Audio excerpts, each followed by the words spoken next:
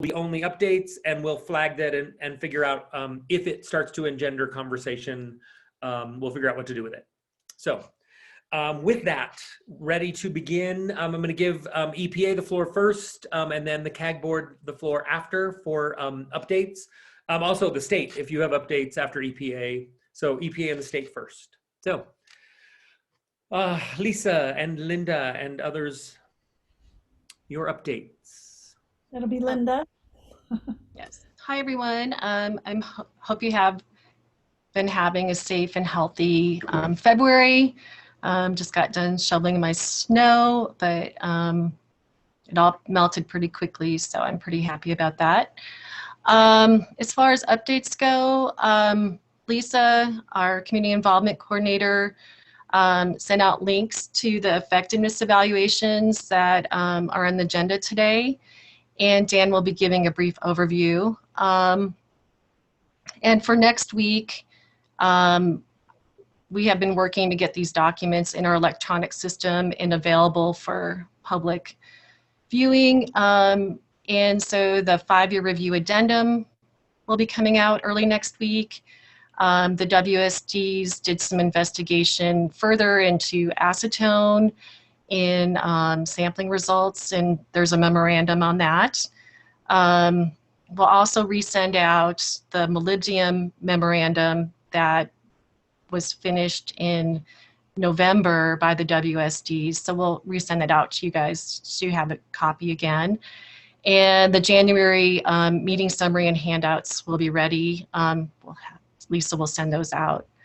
As far as other documents and projects that are under agency review right now, so the WSDs and the agencies are working on the North Boundary Barrier Wall Containment System evaluation, and we're still working on the draft conceptual site model. So we're targeting for both of those to be in a good draft form by the end of March.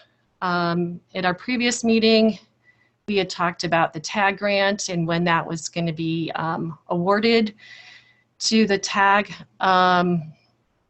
So Lisa and we work on that all the time, and it was stuck, but now it's moving again through the process, still probably a couple weeks out or more. We don't know an exact date, but it's not stuck like it was before, so it's moving. I know that's not probably the news you wanted to hear. You probably would want to know that it was finished, but it is in process, but we don't have an exact date of when that'll be ready. And those were all my updates. Okay. State of Colorado, Colleen or others, updates? Yes, thanks, Mike. Dustin. This is Dustin McNeil with CDPHE. The only update that I really have is, obviously, I broadcast a number of links to new documents that I posted to our record center yesterday. And I just should have clarified in the email, but I'm kind of doing it now, that a number of those documents are older documents that are now available electronically. You'll notice the dates on a lot of those are 2002 or 2006, 2007. And I just wanted to clarify that those documents, they were previously in records. Now they're available electronically. And really, they are more to support these effectiveness evaluations, because those documents are referred to quite a bit. So those are available electronically now through our record center. Nice. Yep. Okay. Ready for the CAG board updates, news? Okay, first off, Dustin, I want to thank you for sending those updates out. They're really helpful and easy to use, and we all appreciate it. I'm wondering if in that process is CDPHE putting the documents that perhaps you're writing to EPA as comment on some of the work plans you're working on? Will those be published as well? Our comments to documents at this time are not being written in a transmittal letter and such, Bonnie. They are more technical exchanges at bi-weekly meetings. So I will review the document. Obviously, Colleen reviews the document, and EPA team, and then we all we come together to discuss things that we think maybe could use a little improvement, or things that maybe we feel need to be revised. Okay, so the state no longer makes comment by written comment. It's all going to the EPA meetings and having the discussions. Is that what's done now?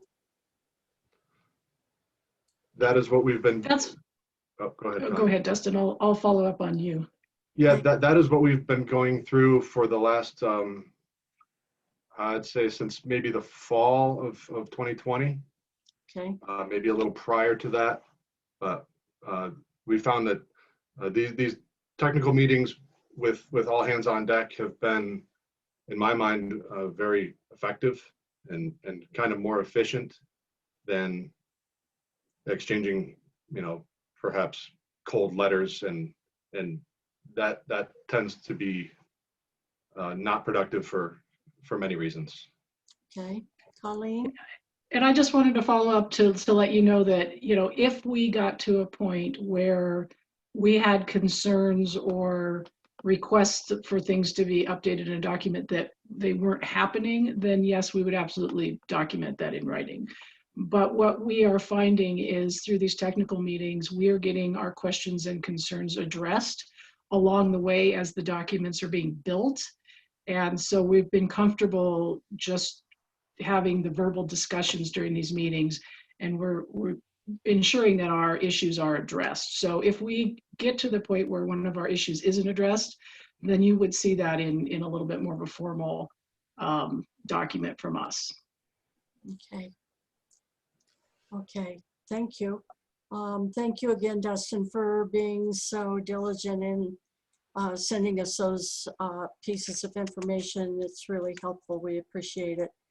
The only update that the CAG has is that we, as a CAG, did request a presentation from CDPHE and the EPA RCRA division on the, I like the name DAQUAPUF. It sounds so cream puffy and nice and easy and soft, but it's the RCRA facility. And we did ask for a presentation to the CAG. And for those of you who are not aware, we were denied that presentation opportunity because it was not considered a part of the CAG agenda and part of the CAG overall view on what's impacting to the CAG.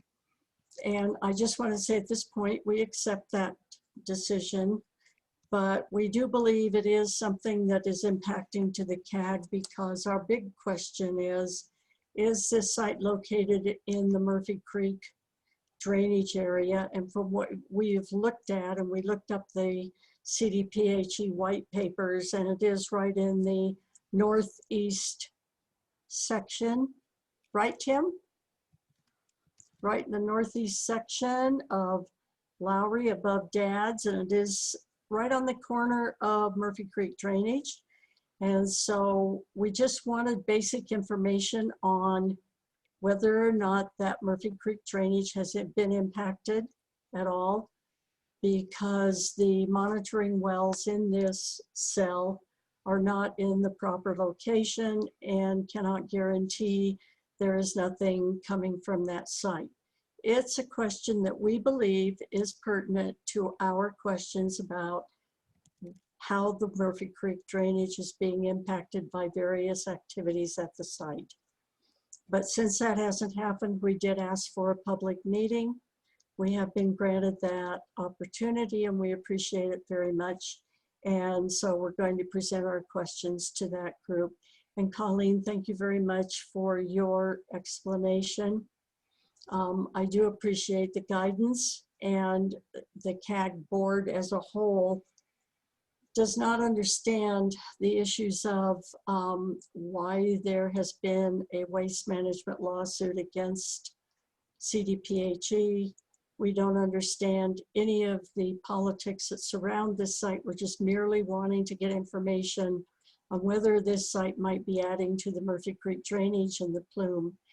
And so we look forward to the public meeting, and we will send our questions in to CDPHE and to the RCRA division to ask our various questions. And so that's all the update I have today. So Bonnie, I'd like to just quickly follow up on that.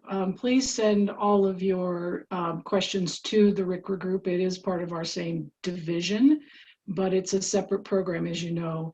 And because they have very specific requirements that they have to follow, it's important that those questions go to them and not to the Lowry landfill team. Mm-hmm. So please do send those to Janine. Janine is involved with both projects, so that helps that she can be the go-between, but definitely send those to the RCRA group rather than to the Lowry landfill team for CDPHE. Okay, are you talking about, Colleen, are you talking about CDPHE RCRA division or RCRA corrective action division at EPA? No. It's HMWMD at CDPHE, acronym SOUP. Yeah, so CDPHE's RCRA group is You're the one doing that's great. handling the permit modification for Daquapuff. Yes. And so they, we are a resource to them, but they have to make independent decisions based on their regulations on the site. Okay, that's good information. Thank you. You're And welcome. Janine, as you know, I'll be checking with you, and you very nicely grin and help me out. Thank you very much. My pleasure. Okay, that's all the update I have. Unless somebody else on the board would like to mention another update. Any Okay, quick announcements from the CAG board members? So I have dropped into the chat the date and time of the public meeting. It is the 23rd of February, 4:30 to 6:30, and there is a Zoom link because, of course, none of us are gathering. It's all Zoom all the time. Let me just offer that this is an exquisite example of how the update section should go. So there's a question in the chat about my cutting off discussion. So the update is supposed to be just updates, news, pieces of information, not long discussion items, and y'all have done that exquisitely. So, and again, if an item in update just suddenly triggers a whole need for a conversation, then we will take that offline, figure out in what future agenda it belongs, and allow the discussion at the right time when people have the documents they need and can prepare properly, etc. So, well done on updates and how I think they are meant to be handled. So now we're going to turn, with your permission, to the actual content of the agenda, moving all the way down to the 550 item, the effectiveness evaluations. I'm going to give Dan the floor, and he's going to give you slides through his internet connection, we hope, and we will, Dan, get a quick recap of the first one from you. All right, thanks, Mike. Let me see if I can share my screen.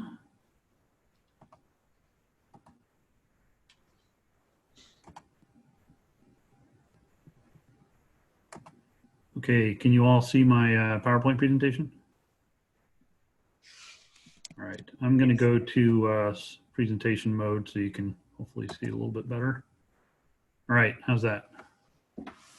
Good, okay. Well, thanks very much for the opportunity to present tonight. I really appreciate the opportunity to present during this meeting and really to get to know you all a little bit better. You guys all have a lot of experience on this site, and I'm a relative newcomer, but with the help of all of you, I expect to be a seasoned veteran in no time. I prepared this presentation in response to a request from the CAG.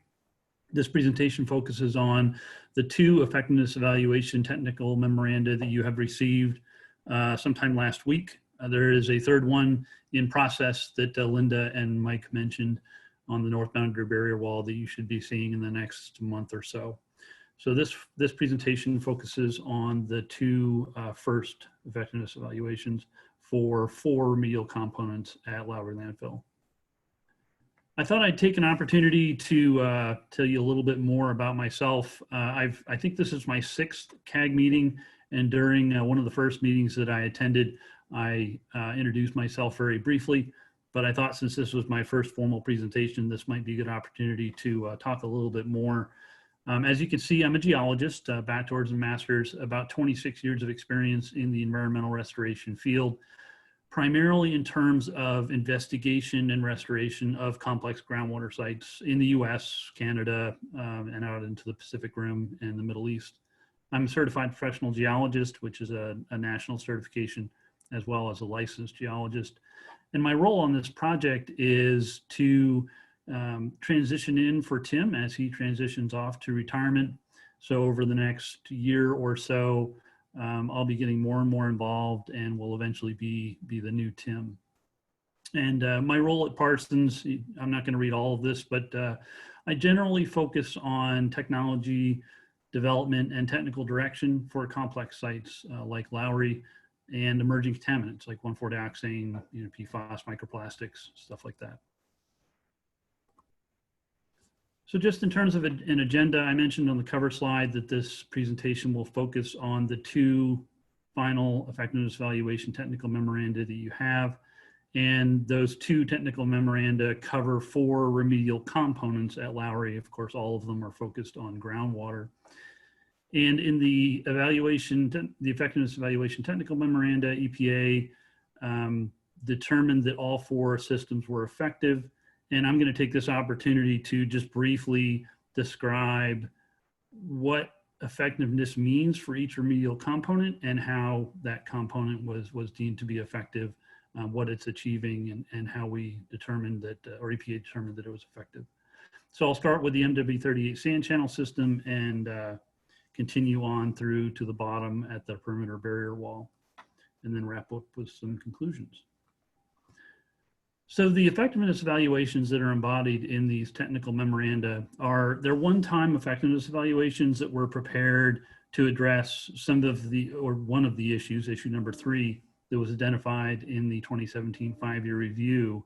So these are one-time effectiveness evaluations in that the tech memos are designed to document whether the systems are effective at achieving their specific objectives. But I wanted to mention that during the operation of all these systems, the effectiveness of each system in achieving its objectives is assessed routinely and in real time.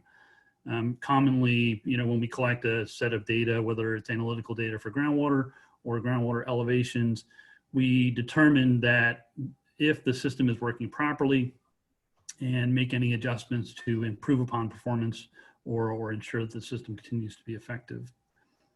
So going forward, the effectiveness evaluations that are embodied in these technical memoranda will become components of the overall protectiveness assessment and finding, along with the rest of the remedial components at Lowry. And on the right-hand side of this slide, you'll see a map, and I just circled the systems in green that were included in the 2 effectiveness evaluations that you have. Again, total of 4. On the left side or west side of the site, you have the MW38 sand channel extraction system. In the center of the site, the North Toe extraction system, and then along the southwest, south, and southeast sides, the barrier wall. And on the north end response action areas where groundwater extraction is continuing. So in the first system, which is the MW38 sand channel extraction system, the operating objective for this system is really to maintain inward or convergent flow into the MW38 sand channel within the alluvial and weathered Dawson groundwater system. And this objective is achieved through groundwater extraction. There are 2 extraction wells that are operating, one on the north end as shown, you can see my cursor, as shown in this green square, and then one on the south end, both of which are situated within the sand channel, which is designated by this purple line or purple contour. And there's also a compliance well on the north end, which is denoted by this yellow circle with the black perimeter. And the groundwater contours that you see on this map are from the most recent SSR, which was published last fall. So this is the first half 2020 SSR. And you can see that groundwater flow direction all along the sand channel length is convergent into the sand channel, including from the, the west side, the east side, and from the south up into the south end, and also from the north. So on the north end, it's important to note that this extraction well has served to reverse the natural groundwater gradient from south to north through the sand channel. And in fact, groundwater is migrating into the sand channel to be extracted from the north. So water levels within the vicinity of the sand channel are measured approximately quarterly at a total of 92 wells. And we draw these contour maps twice a year to continue to determine and document that groundwater flow is inward or convergent into the sand channel. And a valuable result of this pumping of the sand channel is that contaminant concentrations at the compliance well, again denoted by this yellow dot, have declined by more than a factor of 10 over the life of the system, dating it back to about 2005.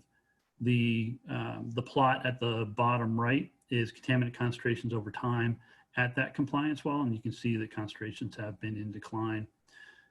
One other point I'll mention before I flip to the next slide is that through pumping, the sand channel has essentially been dewatered, and you can see these dry spots where groundwater is essentially absent within the sand channel, denoted by these crosshatch areas, and again indicating that the sand channel has essentially been dewatered at this point.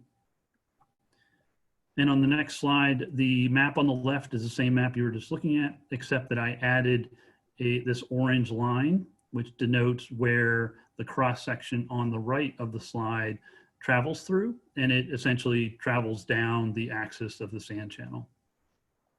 And in the cross section, you can see that early on in about July 2002, as noted by the blue water table line and water table measurements. The water table in the sand channel was naturally high, and then through pumping across the intervening 16 years or so, the sand channel has essentially been pumped out. And at this point, or as of 2018, the depth to water in the sand channel is very low, and in some cases, the sand channel is dry.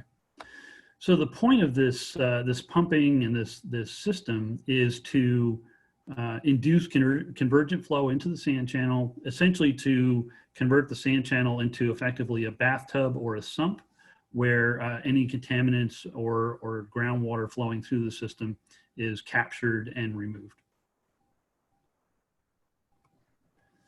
And on the next slide is the North Toe extraction system. If you'll remember on the previous slide, this is a system that's essentially in the middle of the site, and it's a system that is situated on the north toe of the Lowry landfill. It consists of an extraction trench, about 350 feet long, extends 35 to 45 feet deep, and it cuts across the unnamed creek channel at the north toe of the landfill.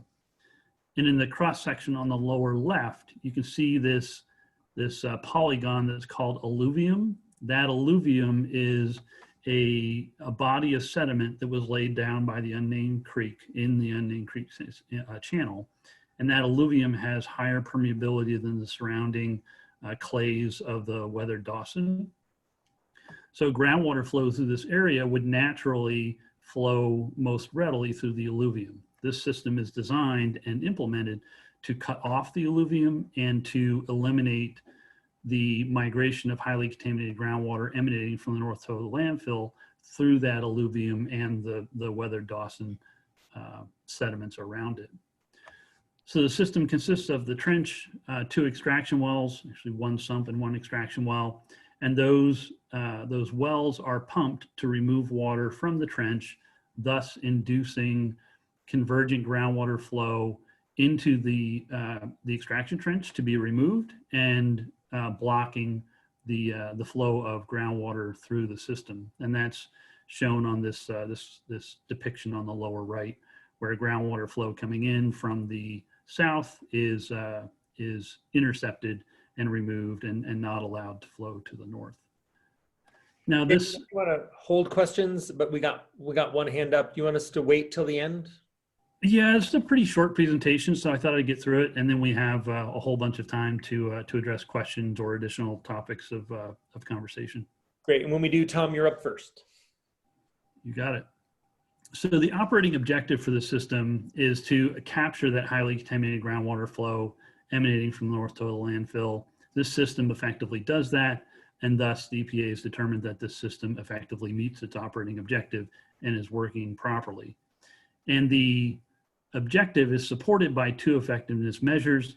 One is to ensure that the groundwater elevations in the trench are in decline, or that the water levels are maintained below the base of alluvium, or essentially below the bottom of the desired cross-section of capture. And measure one was achieved very quickly after the system was put into operation, and measure two has continuously been achieved since about 2006. Next up is the North End extraction system. I think this system is likely the most talked about system. We've talked about this a lot in previous CAG meetings.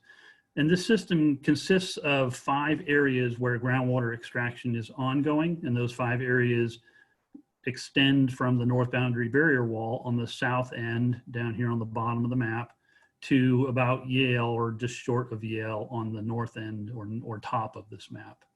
Total of 16 extraction wells are operating. 73 monitoring wells are used to monitor pumping in this area, as well as the extended 1,4-dioxane plume that extends to the north beyond Yale. And groundwater samples are collected from the 73 monitoring wells that we sample quarterly, or about every 3 months. And of all the systems that I'm going to talk about tonight, this is probably the most complex in that it has 5 response action objectives associated with the system. The first 2 are associated with mass removal in section 31, where active pumping is occurring. The first is to remove and drive mass reduction of 1,4-dioxane in the groundwater plume immediately north of the north boundary barrier wall. And I just put a statistic in 2020, the most recent year of monitoring, about 1,300 grams of 1,4-dioxane were removed through pumping, which achieves that response action objective. The second is to accelerate mass removal. And what this really means is that the system should be operated and optimized to remove 1,4-dioxane mass. And over the last several years, the rate of 1,4-dioxane removal has increased, despite the fact that concentrations in the water that's being pumped are declining, which makes it more difficult to remove more mass. But through changes and optimizations in pumping regime, we've been able to increase 1,4-dioxane mass removal rate over time, achieving that response action objective. And the following 3 response action objectives are associated with monitoring. The first is addressing contaminant concentrations at compliance wells, and we're monitoring compliance wells on the Lowry landfill site. And I'll just use the compliance well that we talked about previously near the MW38 sand channel as an example, because it's within this presentation, and concentrations are in decline at that compliance well. So through monitoring, the compliance wells are documented to either be within compliance or approaching compliance with regard to that MW38 sand channel well, and thus achieving that response action objective. The 4th and 5th response action objectives associated with this system are really to, sorry about that, monitor offsite contamination within the north end plume. And the wells in the north end are monitored routinely, again quarterly. And in this data presentation, I pulled this map from the SSR, so you can go back and look at that map if you so choose. And I posted some of the data from the SSR. I essentially picked wells that are along the 1,4-dioxane plume axis as examples of 1,4-dioxane concentrations over time. This is by no means a complete presentation of all the data collected from the north end 1,4-dioxane plume. It's just a few examples, and the rest of the data, of course, is present in the SSR. as well as the North End report and the effectiveness evaluation technical memoranda themselves. So I would suggest that for a more detailed presentation of the North End data set, those 3 documents are great places to go. The 1,4-dioxane concentrations over time, as you can see, are in decline with the exception of this northernmost well, MW 176. But I'll point out that during the monitoring period at that well, which is about 2 years long, the concentration is not statistically declining, it's statistically flat, but concentrations are bouncing around the method detection limit for 1,4-dioxane, which is below the remedial goal for that particular compound. And last but not least is the perimeter barrier wall. Just very briefly, on the lower left side of the map, you can see of the slide, you can see a map of the perimeter barrier wall, which is this red line. It encompasses the Lowry landfill on the southwest, south, and southeast sides. And this perimeter barrier wall has a primary remedial action objective of preventing migration of contaminants in groundwater beyond the perimeter barrier wall, or the groundwater point of compliance, which is coincident with the barrier wall. And the cross section on the right is just a cartoon of how the barrier wall is designed to operate. The brown vertical line is the barrier wall itself, and essentially achieves capture through reducing permeability within the slurry wall or within the barrier wall to prevent groundwater migration. And that's shown by, in the most recent groundwater elevation measurements denoted in this purple, the depth to water, or the groundwater table, is lower within the wall.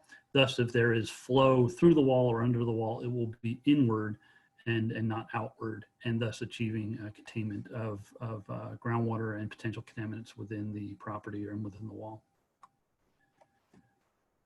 So for the perimeter barrier wall, again, the primary remedial action objective is to prevent migration of contaminants in groundwater beyond the wall itself or the point of compliance. And there's 2 effectiveness measures that we use to demonstrate that the system is working properly. One is to demonstrate the inward gradient, inward hydraulic gradient across the barrier wall. Again, the depth to the water table is lower within the wall than on the outside, indicating that if there is flow, it's inward. And in some areas where outward gradients are either hard to define or maybe outward gradients are present, we do groundwater sampling to determine if groundwater and contaminants are migrating through or below the wall. And there are 3 areas that in 2019 were sampled because the water table across the wall was too flat, and these yellow boxes denote those areas. And that data is in the most recently published SSR. There are also a couple areas where historically the water table across the wall was too flat, or hydraulic control was too difficult to achieve with the barrier wall alone. And the WSDs voluntarily implemented groundwater extraction in those areas on the inside of the wall to promote inward gradients. And those, actually the total of 4 areas: PM15, MW51, PM11, and historically PM4. Groundwater pumping has or is occurring in those areas to ensure that groundwater flow is inward. So just to conclude, and you'll see all this in the effectiveness evaluation technical memoranda itself, the 4 systems that were evaluated were determined to be effective at achieving their remedial component goals. So each system has a goal. In each case, those goals were achieved. And again, not a surprise, because these systems are evaluated regularly on a regular basis as they're operating. And in each case, in real time, if the system is determined to be not operating effectively or not operating as effectively as it could be, then changes are made and it's returned to effectiveness. And that happens routinely. And in the SSRs, which we publish twice a year, each system has a paragraph or 2 on the effectiveness of that system over the previous 6 months of monitoring. So the effectiveness evaluations that were completed will become components of a protectiveness assessment and finding for the Lowry landfill remedy, which is, you know, a whole series of remedial components working together. And with the effectiveness finding, that'll close out the 2017 5-year review process. And these systems will continue to be monitored and operated as long as they're needed into the future, and thus maintaining the effectiveness of those systems. And that's what I got. I talked a little bit longer than I intended, but we have plenty of time for any questions. Tom, I think you had the first one.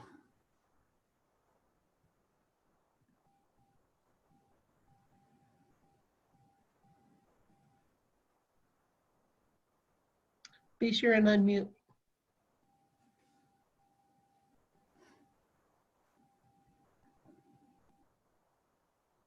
There you go.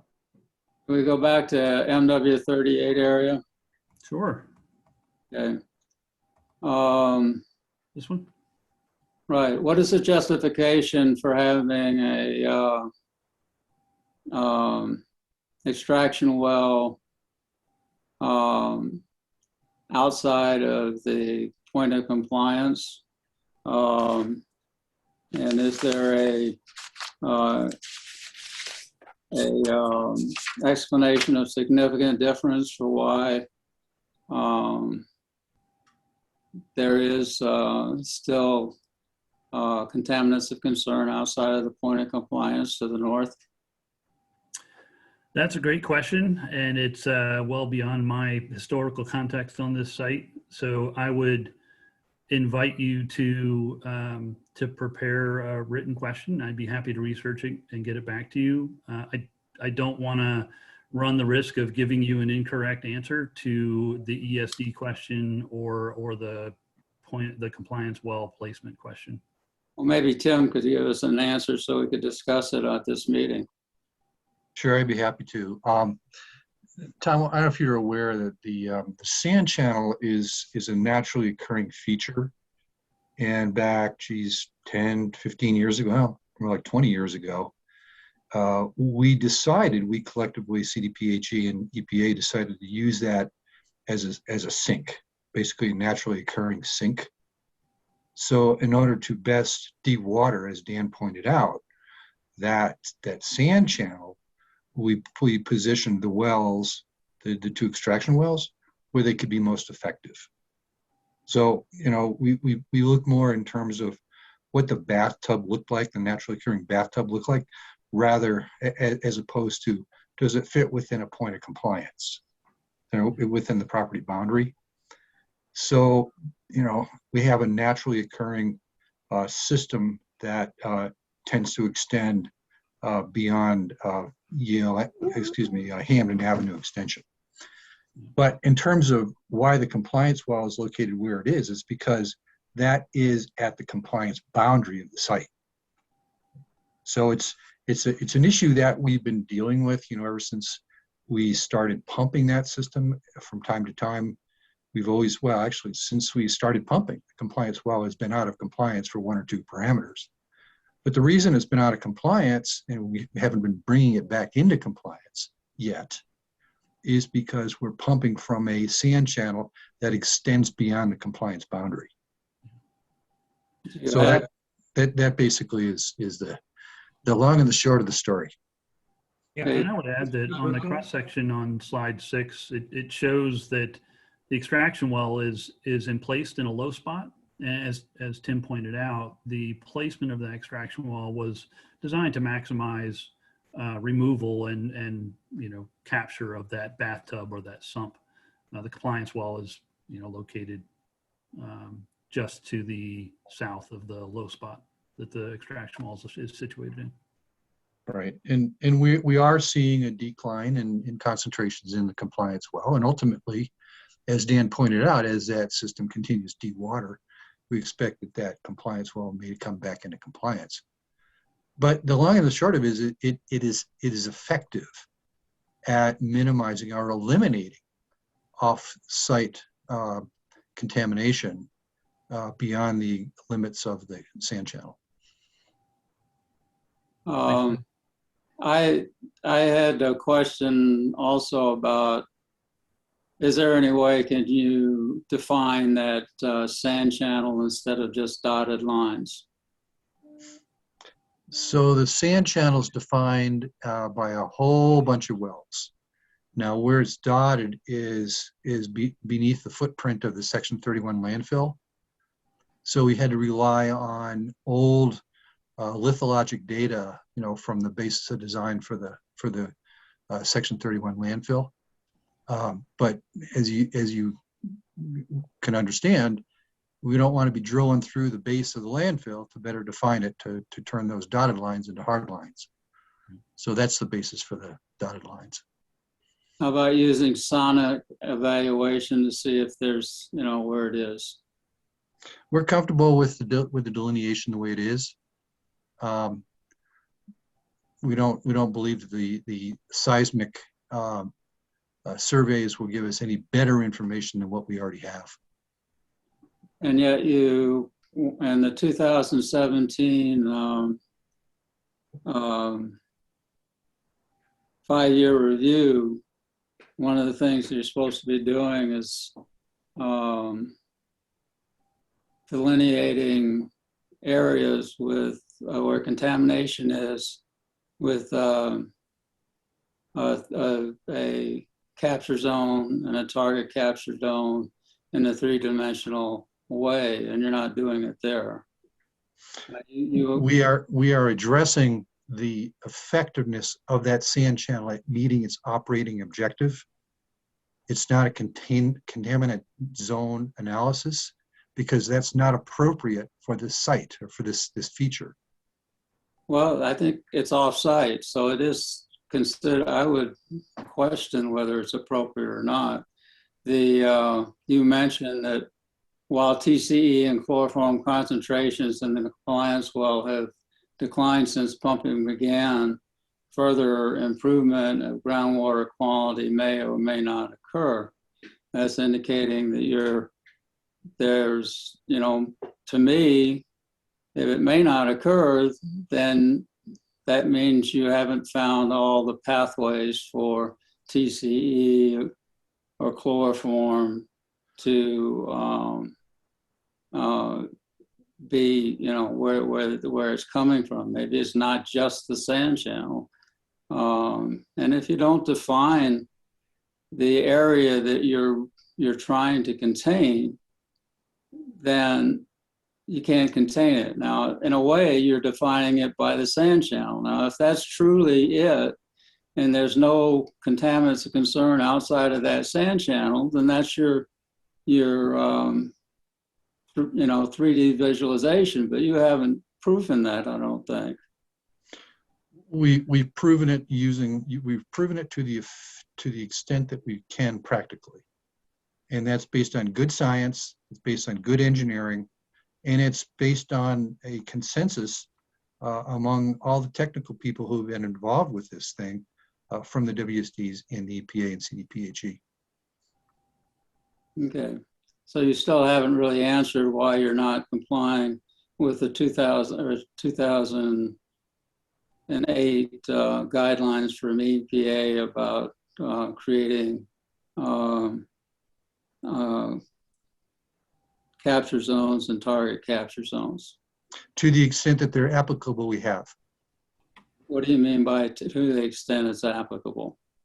To the extent that we are demonstrating that that feature is effective at meeting its operating objective, we have.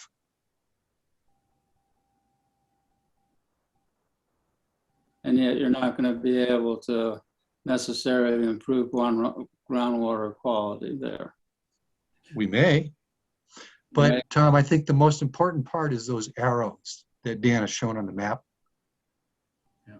We are capturing contamination from 360 degrees around that sand channel.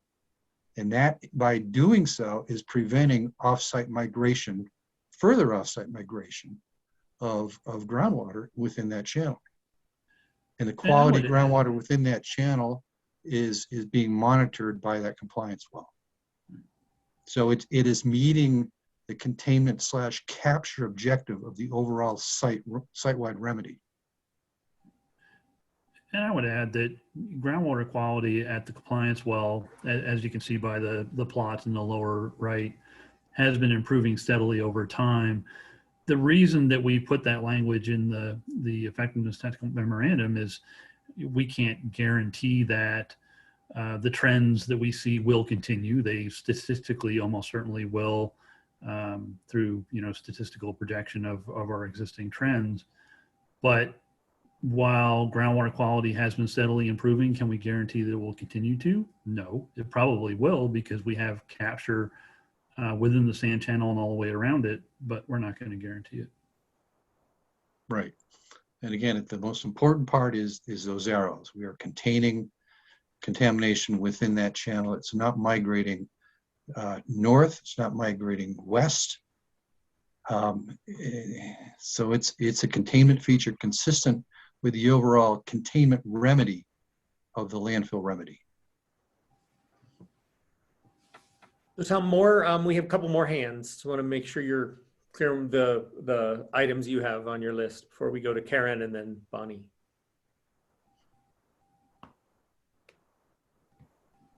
No, Tom, more? No. Okay, Karen, I've got you next, and then Bonnie. Okay, I'm gonna let Bonnie go first. Okay. Bonnie. Well, then I'll unmute. First off, I would like to say, Tim, that when you say all of the technical experts have been involved in this decision and they all come to agreement, that the CAG's technical advisor was not involved in this decision.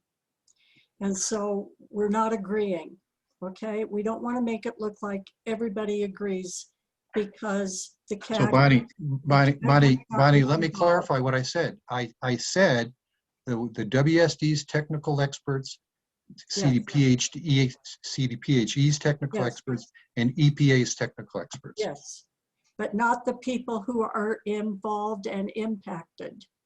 That's who our technical advisor is responsible for.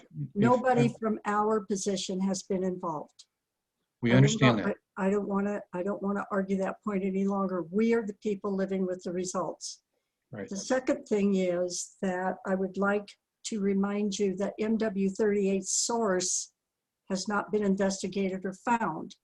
It appears to me that this is a forever job, and that you can be monitoring this forever, because the source has not been found or dealt with in any attempt in any way.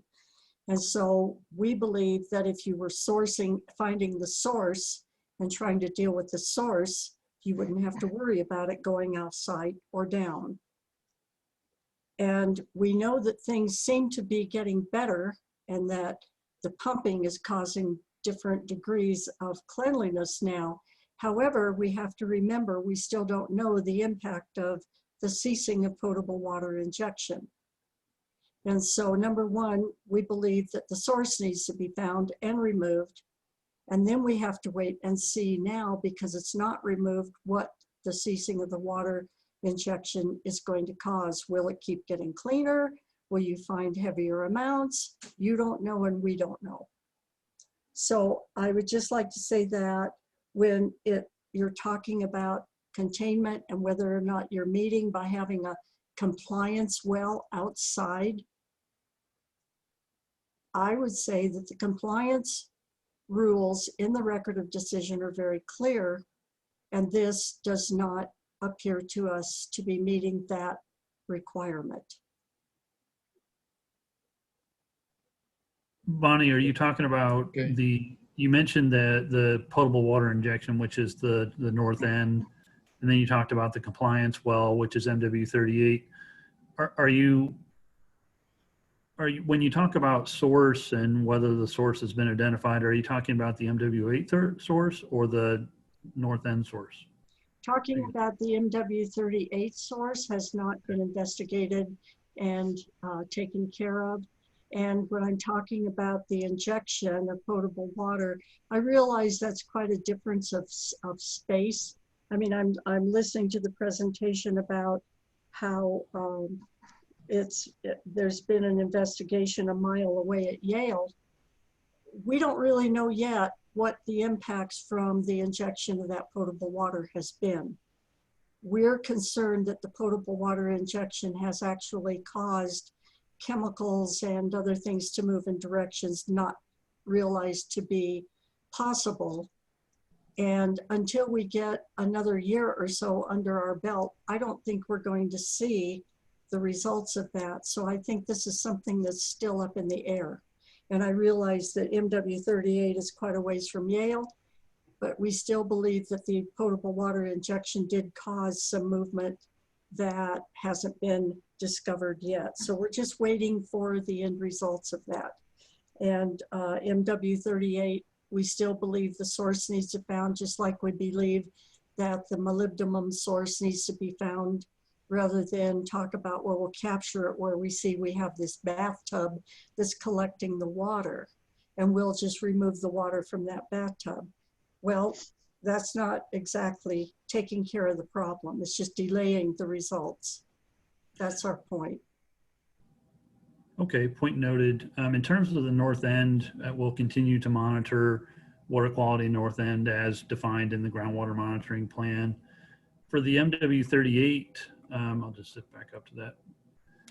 We'll continue to operate the system. The system really is designed to maintain an inward convergent gradient and really to capture water within the MW38, well, now bathtub. We'll continue to do so to ensure that contaminants don't migrate down the sand channel and offsite to the north, and that system will continue to operate. Monitoring will continue to ensure that it's operating as expected. I understand your description, and I think that you've done a really good job explaining to the community in a manner that we can understand. But it's still my contention that until we find the source of the MW38 channels contamination, I mean, I guess this is a way to keep bringing the funds in, because you're going to have to be paid to take care to pump that bathtub. Noted. There's one other concern about the MW38 area that I have, is that I understand the compliance well is in bounds, but you also have monitoring wells outside of the bounds to try to make sure that that extraction well to the north is working. Correct. And you mentioned that TCE and chloroform are some of the things that are outside the well. The last time you tested chloroform on the north side of the well, the extraction well, was in 2005. You haven't tested it since. So how are you making sure, other than just by hydro, the drawdown, that things are working? You're supposed to use multiple tests in order to make sure that they're working, not just one. And one would be the drawdown and the flow of the water. The other would be checking to see what are the contaminants within that water. And the last time you ever checked for 1,4-dioxane was in 2018, but that was the first time you ever tested it to a PQL of 0.9. And at that point, it was 7.2 micrograms per liter. And you haven't tested it since. How is that adequate testing? Well, I understand your point with regard to multiple lines of evidence. Generally, with a question has a complex answer, you want multiple lines of evidence. However, in this case, if you're achieving groundwater capture and you're inducing flow toward your groundwater extraction well, which is defined by water level elevations at many wells surrounding your extraction well, then that's very overwhelming. Contaminants in groundwater can't flow uphill. If you can induce and maintain a strong inward gradient, then the potential for contaminant migration from south to north through the sand channel, particularly since the sand channel's been dewatered, is unlikely and has been eliminated. So I see your point with regard to multiple lines of evidence, but if you have overwhelming evidence to indicate that further migration of contaminants along the sand channel is not possible because of the dewatering and the gradients you've induced, then that's sufficient to define the operating objective of this particular system, which is to maintain that inward convergent flow within the sand channel. That's correct, Dan.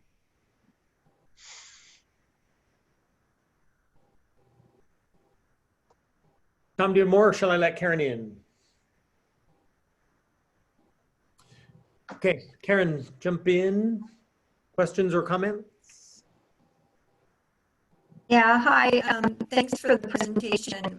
My question was before 2005, and I was looking at the south end of your diagram, and I was seeing that the intersection with the E470 roadbed, and I just wondered before 2005 or before, and I'm not good with the whole history on the site. I'm fairly new in the timeline.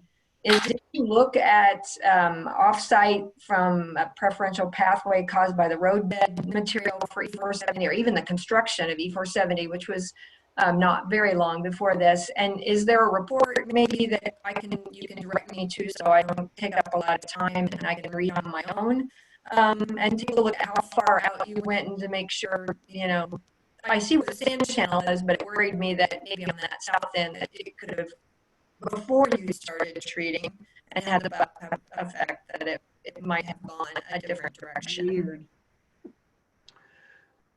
Tom, can you mute your line? I think that might be causing the echo on Karen's.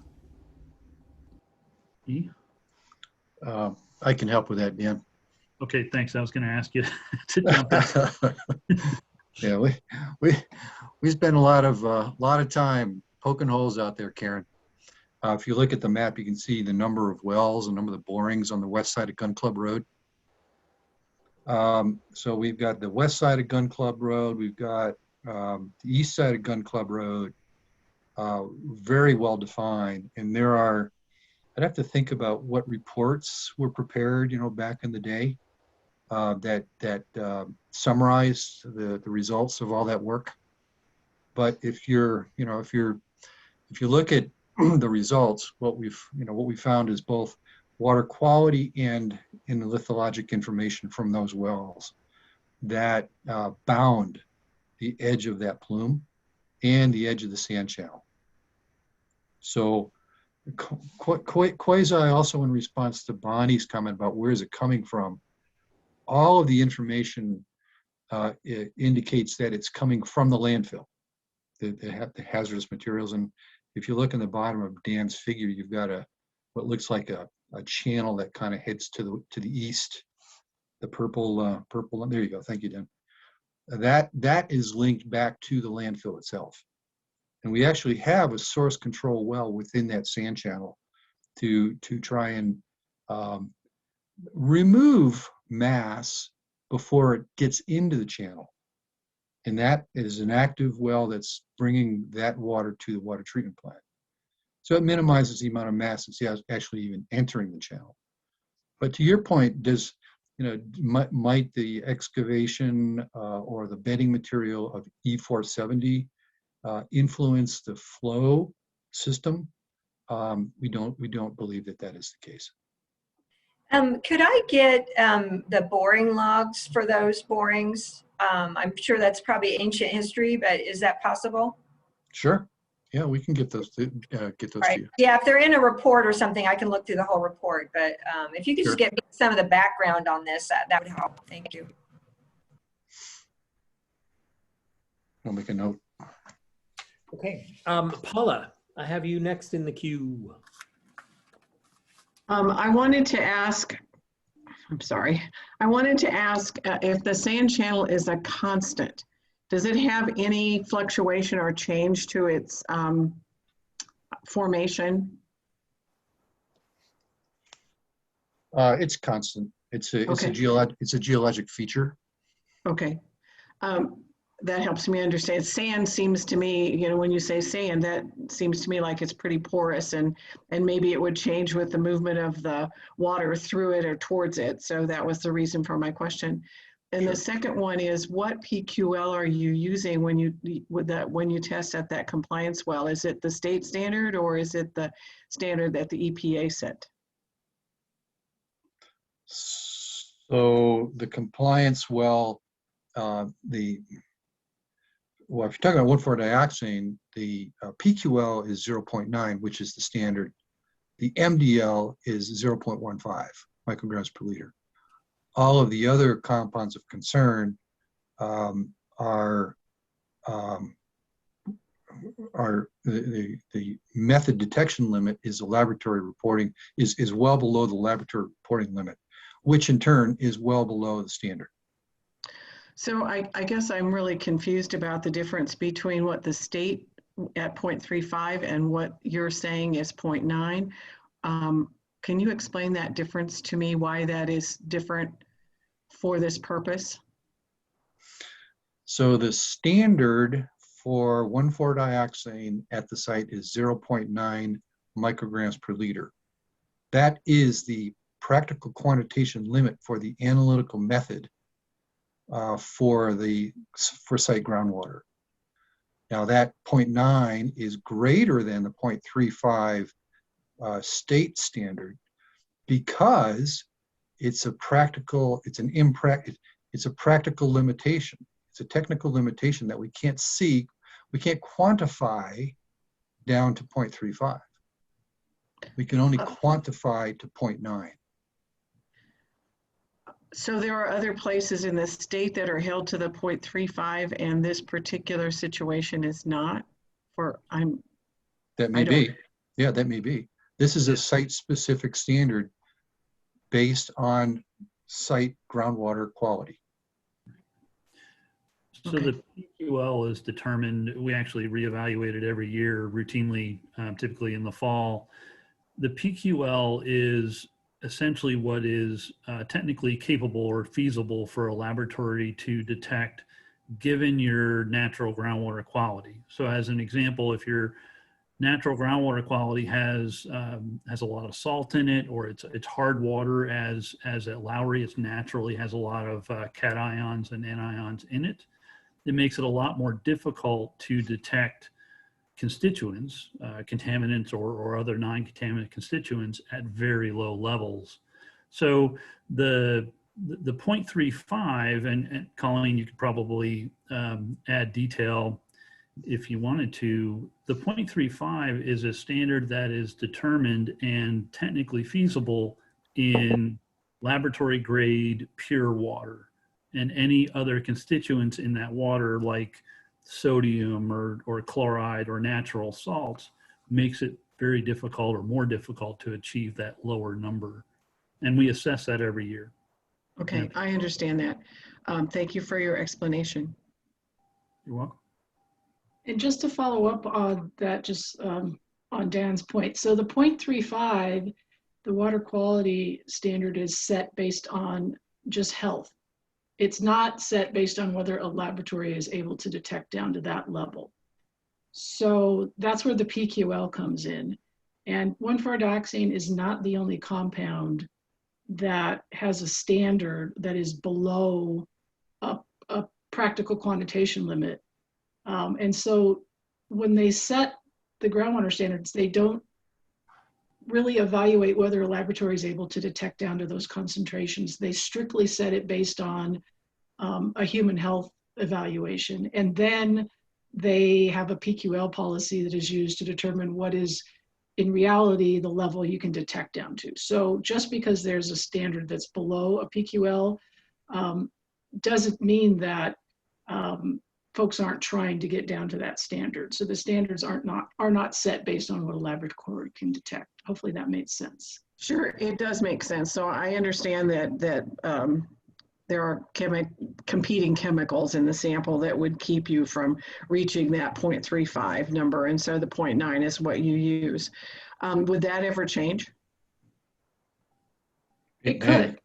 Yeah, that's why we assess it every year. You know, laboratory technology advances like all other technologies, and it's certainly possible that better methods, better technologies could be developed to allow us to measure repeatedly and with a high degree of surety at a lower concentration. Okay, thank you. Colleen, thanks for your clarification.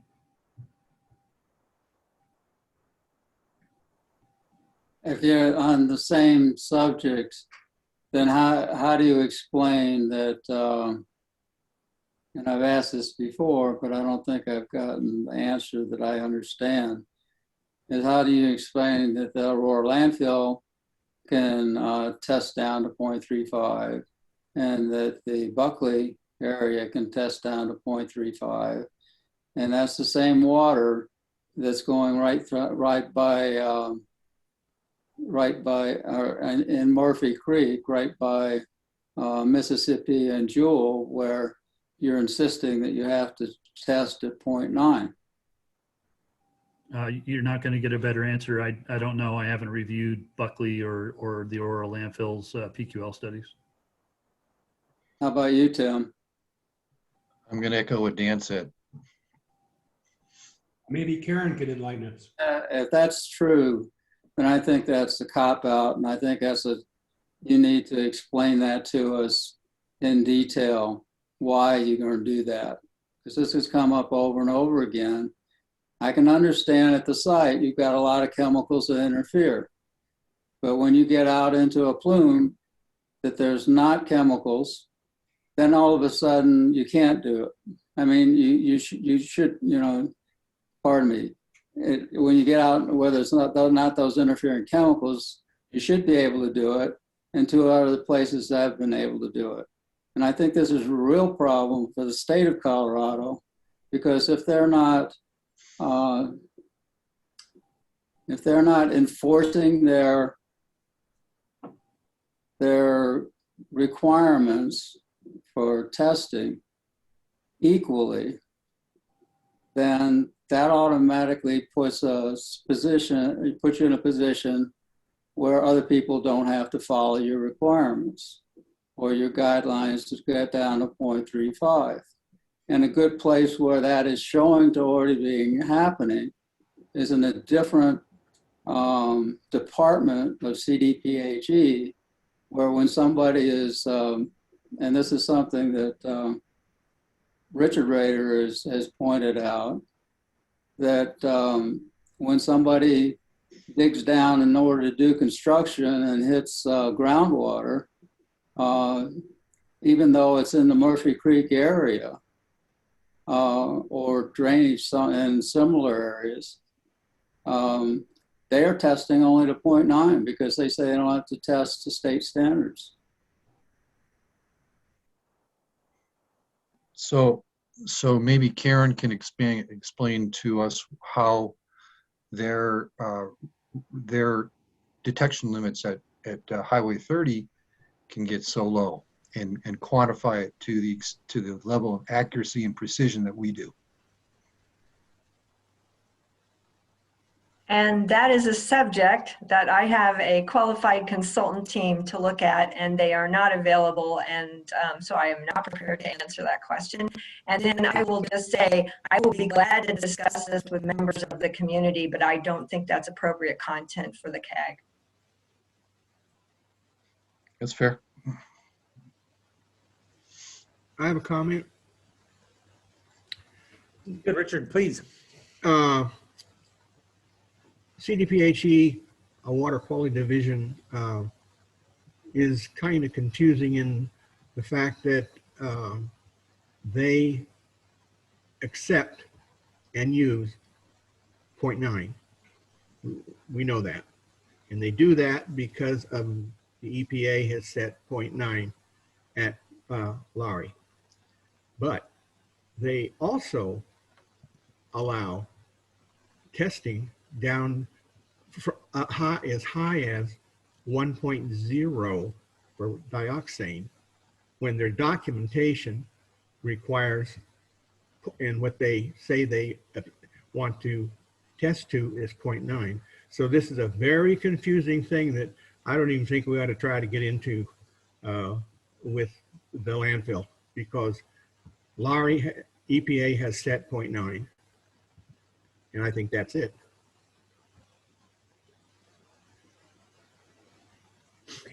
More questions, more discussion, more advice for future effectiveness evaluations? I have a question. Sure. A couple of the graphs show the most current date as 2018, and I just wonder why that is. Simply because the documents that I pulled some of the graphics from were from 2018, 2019. And I just utilized old graphics, like the cross sections, like this one. It's a depiction that came from a document that happened to use 2018 as the most recent results. So does that mean that this presentation you're giving is using data that was from 2018, or are you just using the graphics from 2018? I'm just using the graphics from 2018. The effectiveness evaluations, the technical memoranda, and the analyses contained therein use data up until first half of 2020, which was in the SSR published last fall. The graphic just happens to be from an older document. Okay, This graphic it's really just a depiction to show the difference in relative difference in water table within the sand channel. Well, just to let you know, it sort of kind of begs the question of, did this stop before the injection of the potable water stopped? And would the findings be different if you really went all the way out to 2020? And you've just said you did, but I do have to tell you that the graphics stopping at 2018 raise questions and concerns in my mind. It's a good point. And you can look at the SSRs for the potentiometric surface maps all the way up until, well, current when the SSR was written, to look at how water table may have changed. In the MW38 sand channel, the cessation of potable water injection did not change how the dynamics were in the MW38 sand channel. And you can look in the SSR, there are potentiometric surface maps prepared for each elevation event. So there's usually 2 per year. In older SSRs, there are 4 per year. And you can look at all of that in the SSRs. And in the tech memos themselves, the graphics and the maps and all of the analysis is up to date, such that you can look at current conditions and backward in time as far as you wish to go.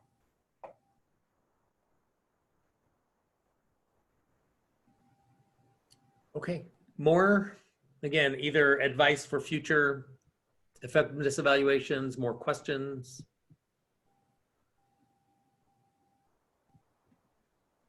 Okay. Okay. Does that put us at the end of our effort for tonight? Mike, Hmm? this is Bonnie. Yep. I was waiting until we were done with this particular subject. I have another question I asked CDPHE earlier about do they have any written comments that the public can view? And as the CAG has talked about in the past, we have an issue with this going behind closed doors and talking things over, and us not knowing what was discussed and why. And yet we come to decisions that we don't feel comfortable with. And so I am wondering, I realize that the EPA doesn't want people interfering with their decision making. And I realize that EPA now has no technical advisors on board like Tetra Tech and PWT.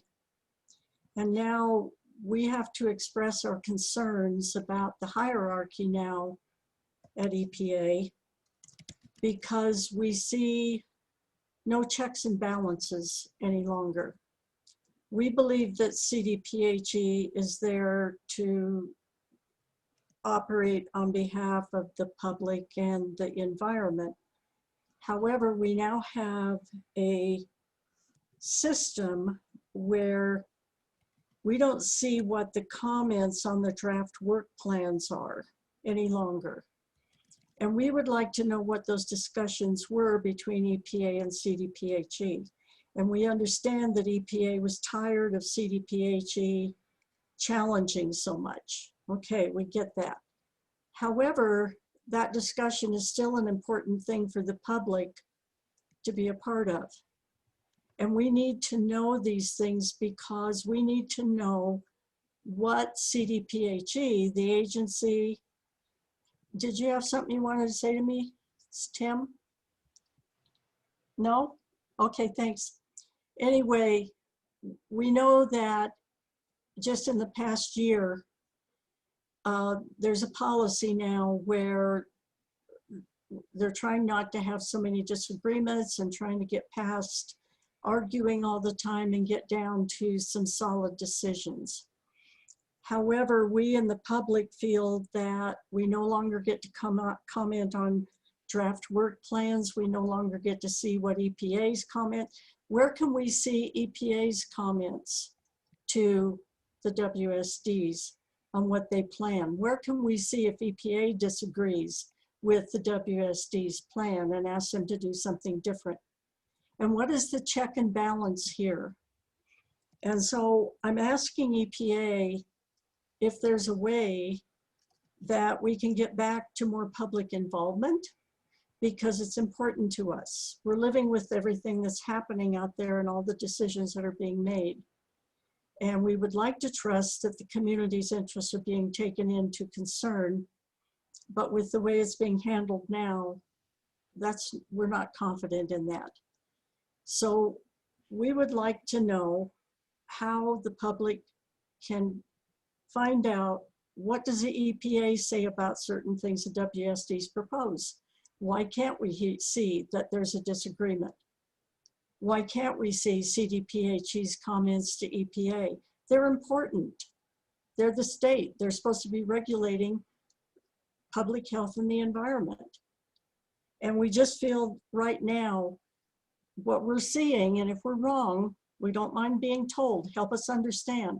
Right now, what we're seeing is EMSI and the WSDs are making the decisions, and EPA and the CDPHE can comment on it, but we don't see any checks and balances here. And we would like to know a little bit more about that process now. Bonnie, I'd like to add to that. This is John Barber. The frustration there is they go behind closed doors and make decisions, pop out and say, here it is. If you want to give us feedback, go ahead, but nothing's going to change. That's the frustration.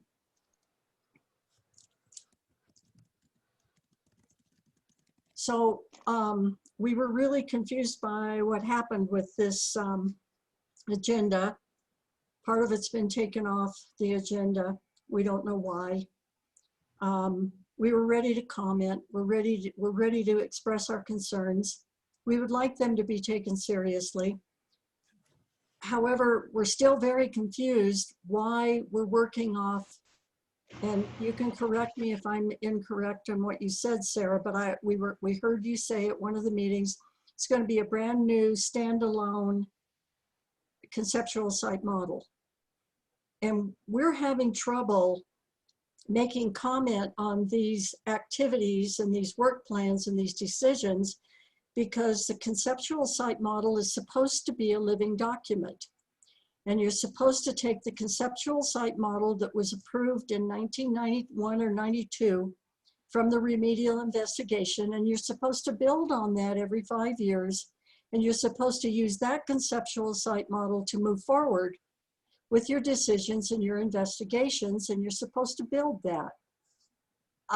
We're totally confused on commenting on these documents, but we don't have a conceptual site model. We're being told we will get that later, maybe in the next month.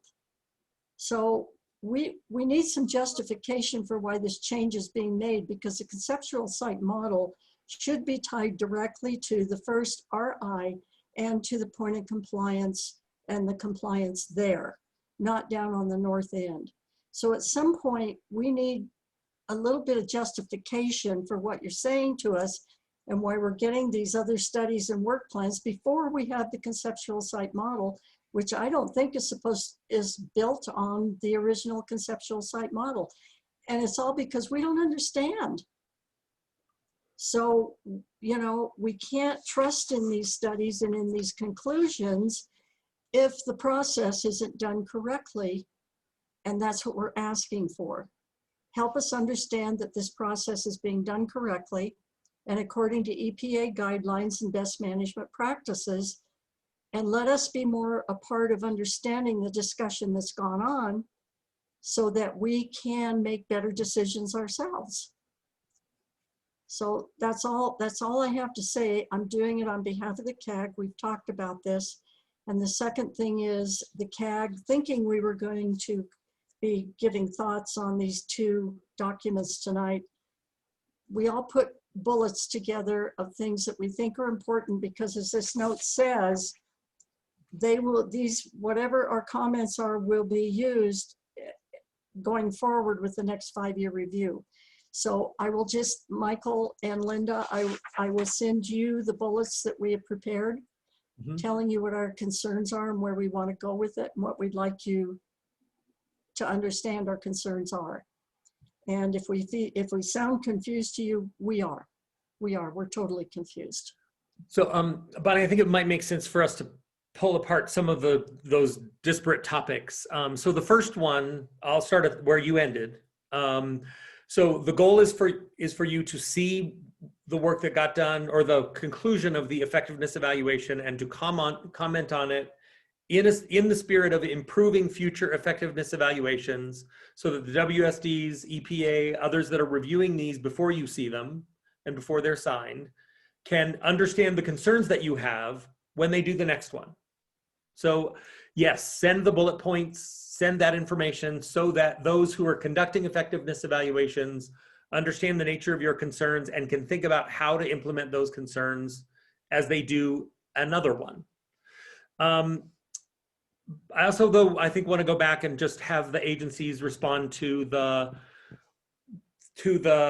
idea of having interim product or EPA commentary on a WSD document or draft, CDPHE's comment on a WSD document or draft, so that they can see the comments that happened and how those were responded to, so that they understand the oversight itself and how that is affecting the final result. So don't know if Linda or Colleen want to talk about that. If as Bonnie suggests, that was a past practice that now no longer exists. So some clarification there. And then I want to go to some of this, what's on the agenda and what's not. So as far as it being a past practice, I know the previous CDPHE project manager did put a lot of his comments in writing. However, the discussions that we have with the WSDs, EPA, and then CDPHE are derivative work products. And so my legal staff has said those are just agencies that are participating in them. Typically drafts are not publicly releasable other than when we do like a public review, like we will be doing with the conceptual site model. So we do not put drafts out for public input as far as when we're having deliberative talks. So those are talks between EPA and the WSDs, and CDPHE is there too. So as far as the conceptual site model, I think it's been used in different ways at different sites. This has been an extremely large undertaking by the agencies and the WSDs to put together an updated comprehensive conceptual site model. It has taken much longer than any of us have anticipated. So I apologize for that, but in our effort to be accurate and comprehensive, it has taken longer. So we are hoping that by the end of March, that'll be finished, which is really right around the corner. So, you know, if you have comments on these effectiveness evaluations after the conceptual site model comes out, we will certainly accept those. So that's what I have to say on that. Okay. And Yeah, Colleen. I want to just follow up a little bit. So I think the past practice that the previous project manager had was there were a lot of technical meetings that happened where there CDPHE comments were provided verbally, and you didn't always see those. I think what you were seeing in the past were situations where CDPHE comments were provided verbally, and maybe the document didn't ultimately reflect what was desired, and then you saw a follow-up official comment in writing that documented CDPHE's comments that were not incorporated into these documents. So what we've been doing on the site since then, since we took over, is we're trying to address all of our comments as the document is being created so that we don't have outstanding comments that have not been addressed. And as I indicated earlier in the meeting, if we get to a point in these discussions where we think our comments are not being addressed in the document, we will put those in writing to document those, and you'll see them. It's just that we're not having the same level of disagreement that was previously happening, where the discussions were going on in these technical meetings, and then the document would come out without addressing all the comments. So I'm hoping that, you know, we're trying to get the same level of oversight that we've always had, but in a way that we're able to get more of our concerns incorporated into the documents up front. So you're not seeing our comments because we are addressing the disagreements as we go. Okay, thank you, Colleen. I do have to say that in the past, we were able to follow the comment of the discussion, and the documents were never put on CDPHE's site for us to see until they were approved and they were released. And so it wasn't like, I know there was some suspicion on EPA's part that CDPHE was talking to the community or to other people secretly or off the record or doing something that wasn't good, but that never happened. And what we found was written comment was put into the record, and EPA used to do a lot more written comment. The only comment we get from EPA right now is in response to something we're upset about, and then we hear, we've done our duty, we've listened to you. But what we want to know is not that kind of information. We want to know what the discussion is, because we aren't smart enough to see what you all get to see on your daily treks through all of these work plans. And it's important to us, and we like to be kept apprised of it. And we do not see a lot of EPA letters or correspondence. We never see any correspondence between EPA and CDPHE anymore. And this is concerning to us because it almost looks like they don't want a record. Somebody doesn't want a record. If you put it in writing between the agencies, somebody's going to be able to find something in that record. And that's what it looks like to the community.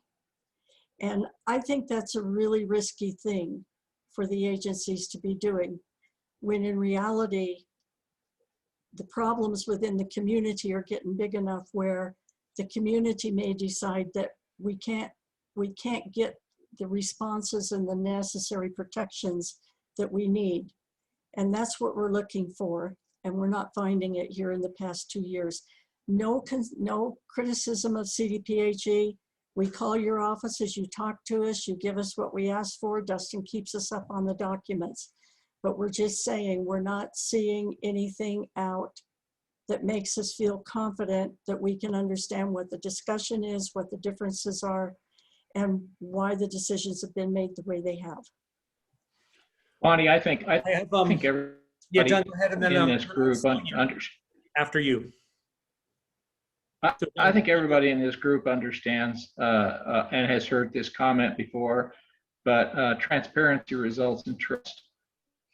And when a process is vetted out and all you see is the end, there is no trust on how the end was arrived at. And that's the challenge. I have a comment. Sorry, I have a comment in response to Dan Griffith's request for any suggestions for future evaluations. And I wanted to propose that since there are a number of questions that come up repeatedly from the CAG, where the responses we get to those questions don't seem to us to be very specific or direct, and we're not comfortable with them. For example, on the topic of methods to fully delineate the plume,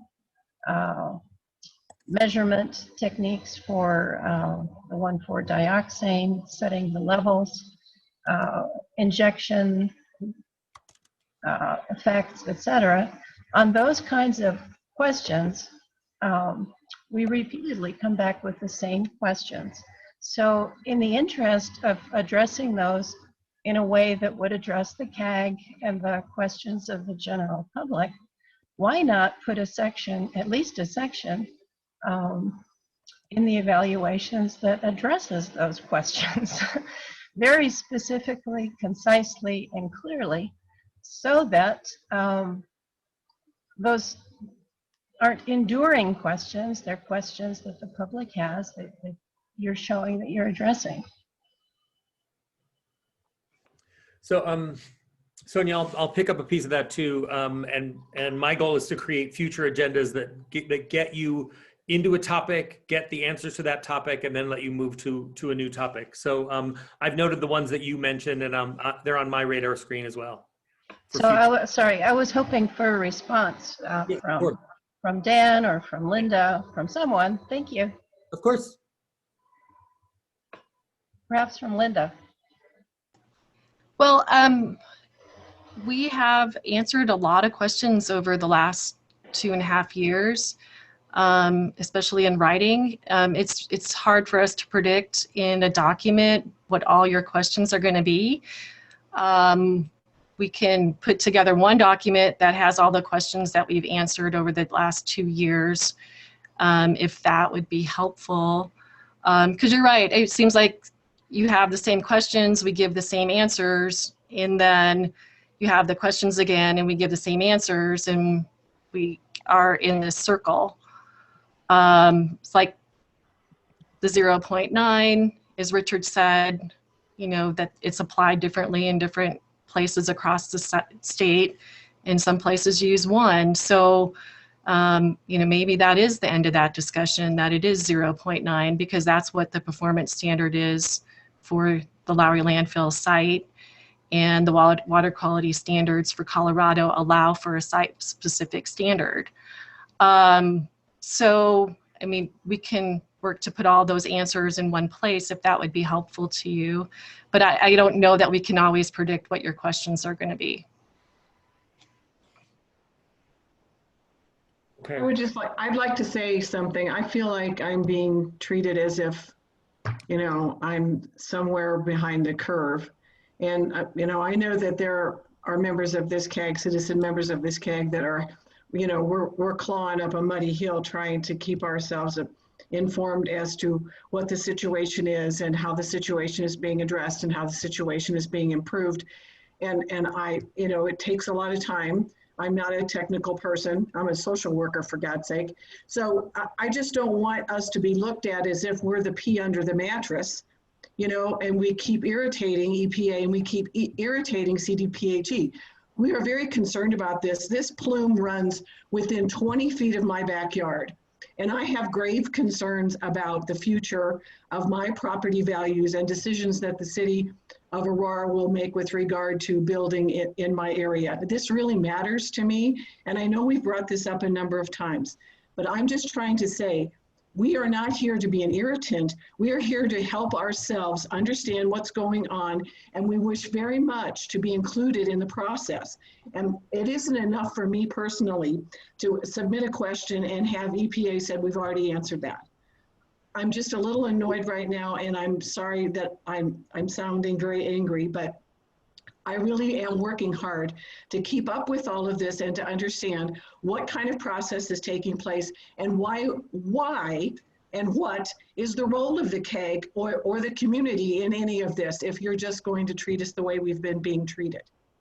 So Paula, can I ask about tonight's meeting specifically? So the idea was to get several things to the CAG well in advance so that you could review them. One of them, that didn't happen. So the aspiration to get the 5-year review addendum did not materialize. That's why it was taken off the agenda and moved so that it's not on the agenda before you have a chance to actually really read it and digest it. It's not available yet, so it's being moved to next month. But the other two, the goal was to get you a document in advance, give you the time to read it, give you a very short recap presentation tonight so that your questions could be answered, and then to give you a chance to react to it, to give the WSDs, CDPHE, EPA, your concerns about whether that was thorough enough, whether it focused on the right things. So specifically to tonight and the effectiveness evaluations, did you get information that was useful to you? Did you get it in a way that was useful to you? Were you given the opportunity to react to it in ways that were useful to you? I did understand the presentation. I appreciate the work that went into it. And yes, I did read it before this CAG meeting, but my point was that just to go back to what Sonia was saying, we keep having the same questions and we keep hearing that those questions have been answered. I still think that this whole thing, this whole Superfund site puts us in jeopardy. And I also feel as though what it is that we're asking as CAG members and as citizens are being treated as though we're irritating you. And I really don't like that feeling, and that might be just my personal feeling. So yes, I did read it, Mike. I understood it for my level of my capacity to understand it and to read things. And I appreciate that things are moving forward. And I really feel like I want to say to myself and to my family that this is being taken care of. That's what I want to say. And so I need that reassurance. But part of that reassurance is for me to feel like I'm a welcome part of this. That's my comment. Well, that certainly is my goal, is to make sure that you feel welcomed to have the opportunity to understand and to comment on the effectiveness evaluation that you saw. And I don't want to speak for the agencies or the WSDs, but I think their hope was that in saying that this set of strategies related to the information you saw tonight are in fact protective, that they are working, that would in fact give you some comfort that their efforts are in fact paying off, that they are in fact effective and working. And so I don't know if that came through at all, if that is comforting in the way that you described you hope it will be. Well, yes, and yet. That's all I need to say is, and yet there are still things that we have asked for input on that haven't taken place. And the 2017 5-year review is 3.5 years ago. And there were things in there that we're concerned about that haven't been taken care of yet. And I don't understand why that's the case. And my point in particular would be the testing of the wells that are near or adjacent to the plume, particularly on the north end. And I understand from CDPHE's explanation, that the COVID situation has impacted their ability to do X. So those wells have been there for decades. And so I don't understand why X hasn't happened yet. And the other things that we really care about have not happened. And I don't think they're complicated in any way. I just really, I'm sorry, I'm going to have to stop and let somebody else talk. I'm too upset. Okay. Okay, so Tom, you got the next hand, and then in addition to the 5-year review evaluation, which is now on the agenda for next month, just want to see if there are other things that need to be surfaced so that they can be put on future agendas, and then we're going to let you all go. So, Tom. Several things. First of all, I think you're confusing the 5-year review with the conceptual site model. Conceptual site model has not been something that has been finalized. Right. And it bothers me that the conceptual site model has to be used to make all these effectiveness evaluations, but yet the conceptual site model hasn't been finished. So it's a little bit like the cart's coming before the horse. If you don't finish your conceptual site model first and then use that to make evaluations of how effective the site is, then maybe those evaluations aren't valid even if they're finalized. The other thing that is for me a elephant in the room is that none of these effectiveness evaluations have anybody taken into account the horizontal and vertical flow of contaminants within the site. And this is something that I think is really important. According to the WSDs, the contaminants can go 3 miles north and only go 50 feet down. That's a horizontal. That's a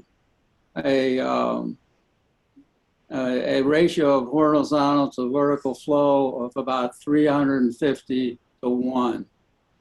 And yet, in the site, when they did the R&D,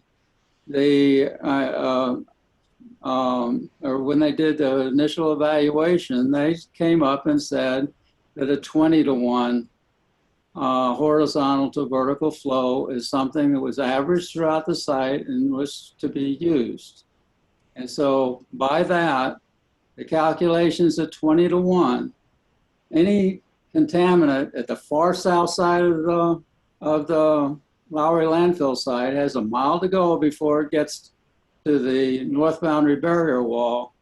And at 20 to 1, that contaminant has gotten to the lignite layer a long time ago. And even if you take the worst of that, or the maximum flow of 100, or definition of 100, having to go 100 feet horizontally before it goes 1 foot down, it still would have gotten down to the lignite layer. And yet in none of these evaluations has anybody mentioned, what are we doing to test the vertical flow? And then when you look in the, and how far the contaminants have gone down within the site. And there are, and the testing they have, for instance, with the North Toe extraction area, they have 4 wells, unless I'm wrong, and I could be, that are testing into the lignite layer. There are 12 wells within the entire site to test into the lignite layer. That's 1 well for every 40 acres. And that's not statistically adequate in order to figure out where those contaminants are going down. So I think that the evaluations of whether or not things are effective are inadequate. Okay. Tom, I'm making notes. Mike, there was a suggestion made in the chat that maybe another topic for a different meeting might be to discuss vertical site monitoring. Just a suggestion. Got Any it. thoughts about that?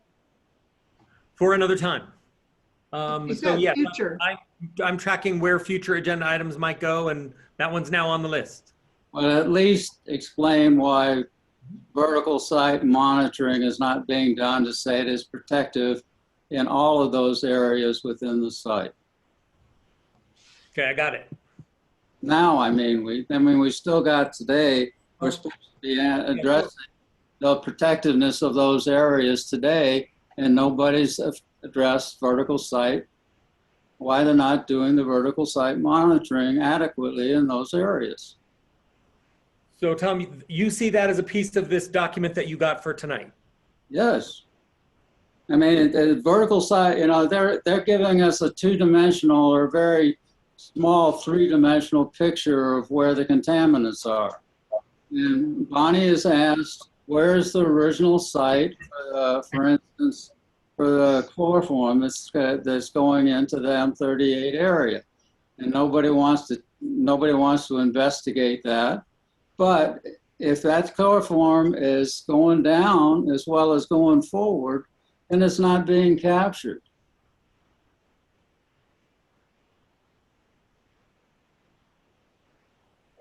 Just seeing if anybody's going to take you up. I have a couple of comments, if I may. Yeah, I just want to see if anybody's going to take on Tom's question or comment. Sorry. Before I do that. Who are you asking? You asking EPA, state, the contractors? Yes. So Mike, I like, this should be a topic for another meeting. I mean, it's not something that we have prepared for. So it's a very specific question. It can't, I thought the way that the agendas were to be is that we were to present information at this meeting, and then if there's follow-up questions, it would be talked about at the next meeting. So that just seems part of the. Yes, that's what I tried to do, but Tom suggested that this was actually a question for tonight's effectiveness evaluation.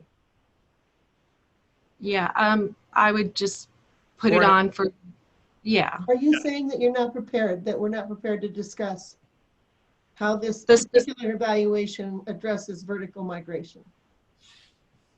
We got 3 minutes left, or frustrating 7 about minutes this is left we've in the been- meeting. I'll yield to having it being done. We've been asking for years. It's not a new question. John, Sorry, you're breaking up. I said that we've been asking this question for 3 or 4 years. This is not a new question tonight. It just never has been answered. Okay. So the North End report talked about the vertical extent of the plume between Yale and up to around Mississippi. So that is in the North End report. The vertical delineation of that plume has been defined, and it is in the shallow, down to about 50 feet. As far as the vertical delineation in the actual landfill site by MW38, which I think is what Tom's question was, I don't know if Tim or Dan knows off the top of their head, but I know that that's something that they would probably prefer to, look up. But Tim or Dan, if you have some input. The input I would provide is that for each of the remedial components that were assessed, there are a series of very specific objectives for each remedial component. As an example, at MW38, it is to induce inward flow within the sand channel and then to evacuate the sand channel. So that the definition of effectiveness for each of those remedial components is an evaluation against that specific objective for that specific component. As an example, for the North Toe, the objective for the North Toe extraction system is to capture flow from the North Toe landfill that is traveling through that alluvium and weathered Dawson. And the definition of effectiveness is whether it achieves that objective. There is no objective for the North Toe system, as an example, to prevent vertical migration to the lignite layer, because it's a system that is designed specifically to capture flow through the alluvium and the weathered Dawson. And that's the definition of effectiveness for that particular system. But your definitions of effectiveness don't include 360-degree contamination, and that's the problem, because it's not, you can't say it's effective unless you do it for 360 degrees. And that's exactly what the 2008 guidance for pump and treat systems is addressing. So you're just, and that's why I keep getting back to, you haven't defined the plume. If you don't define the plume, you can't say you're effectively taking care of it. And you haven't defined the target capture zone, so that you know that that plume is being taken care of. You've given a little bit of extra place.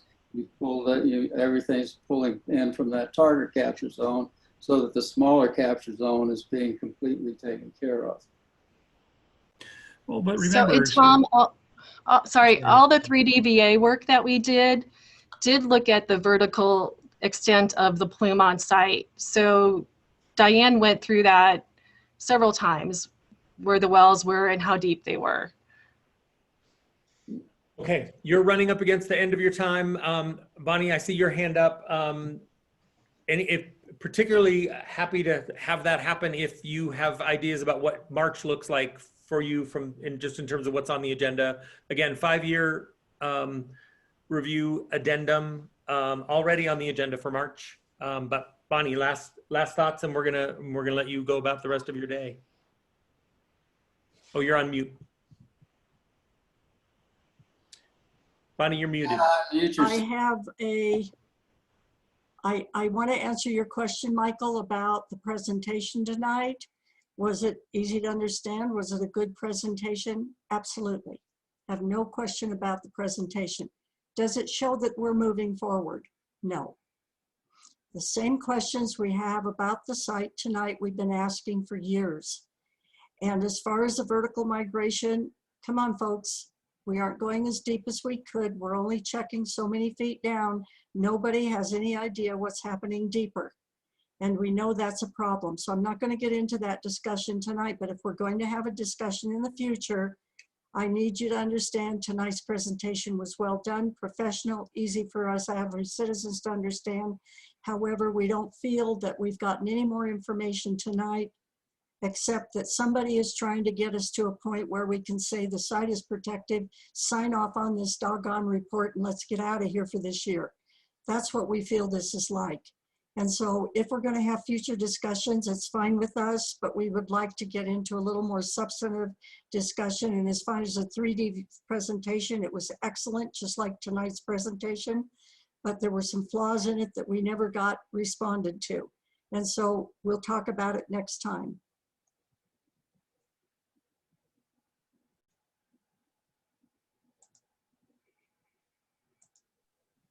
Mike, you're muted. I'm on mute. I'm seeing some chat about Margie needing to get in. So Margie, I don't see a hand or where you are or. Yeah, I can't figure out how to raise my hand. Okay. That's why I put it in the chat. So again, last word, because folks are gonna be taking off. Last thought. Yeah, I just want to chime in with other folks, though, who've been talking about the same questions that aren't answered. And I have heard that we ask the same questions and we get the same answers. I would like to say that is not accurate. The answer we got tonight about the water standard was a much different answer than I've ever heard before. And so maybe if we actually did get the same answers each time that we asked the same question, maybe we could feel comfortable with the answer. But when we keep getting different answers to the same question, that just keeps generating more doubt. And the other thing I would like to say is that when I heard Colleen talking about how the technical meetings that CDPHE has been having with EPA and how wonderful these are and how effective they are and how they're able to get things resolved more quickly than they used to. And they don't have a lot of back and forth email. I was envious of that because that is exactly what we've been asking for and we haven't gotten it. And I guess for me, I would just say if we could even hear those meetings, not be allowed to speak or participate during the meetings, I certainly could live with that, but to just hear them, I would like to be in the same boat as CDPHE and really start to feel like we were a part of the solutions. So that's it for me. Thank you very much. Okay.